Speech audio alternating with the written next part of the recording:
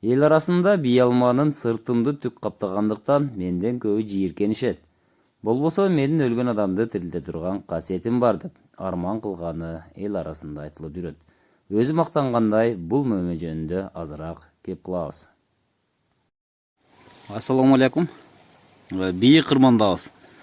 Мына ушул үзүлгөн бийлер кырманга тизилип коюлган. Жалгыз-жалгыздан тизилип коюлган.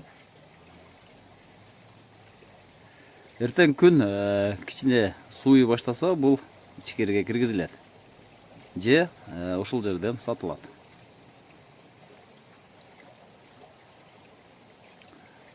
Бийин чоң сортундагы бийлер, формасы сиздерге да кызык болсо керек. Азыр алып көрсөтөйүн. Мына формасы.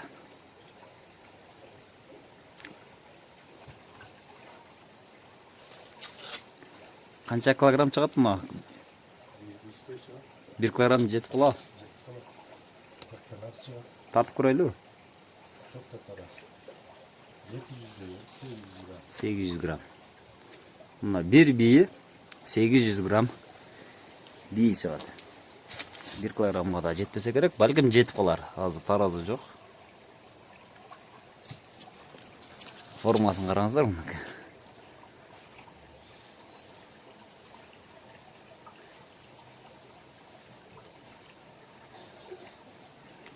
Буну бир көргөндө ашкалакка окшоп көрүнөт экенби? Алмага кандай кам көрсөңүз, ошондой эле бий алмага дагы кам көрсөңүз болот. Кыргызстанда бий алманын 3-4 сорту өстүрүлөт. Бий алманын корозу деп мына ушул бийлер эсептелет. Терилгенде мына ушул түктөрү менен терилиши керек.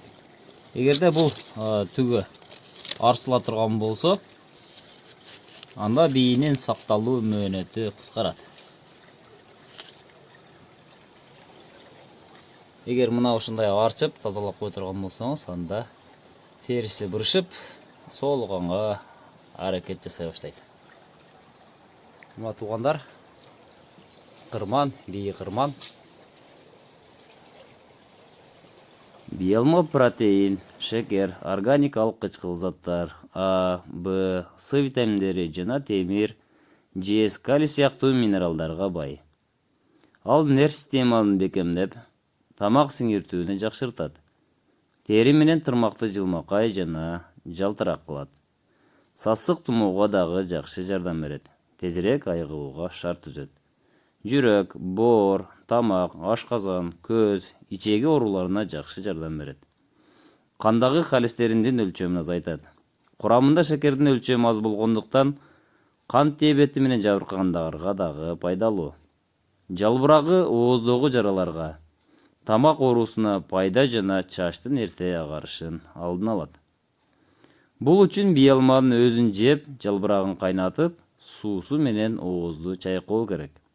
Ошондой эле жалбырагынын демделген чай өзгөчө тынчтандыруучу касиетке ээ жана уйкусуздукка даба. Элдик медицинада ортосу оюлуп сары май же койдун куйругу салынып бууга бышырылган бий алма какырыкты чыгарууда жана дем алуу системиндеги өнөкөт илдеттерге колдонулат. Эскертүү: дарыналардан мурун дарыгердин же элдик табыптардан кеңеш алыңыз. Ширеси ич өткөккө жакшы жардам берет. Мындан сырткары чарчоону жазып, маанайды көтөрөт. Ооз көңдөйүнүн жагымсыз жытын алат. Данеги боек жасоодо, косметологияда жана медицинада дары-дармек жасоодо колдонулат.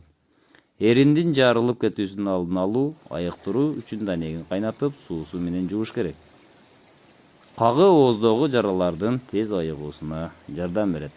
Сиздерге бий алманын дарылык касиетин айтып бердик. Бий алма азыркы кезде Туркияга жана Казакстанга экспорттолот.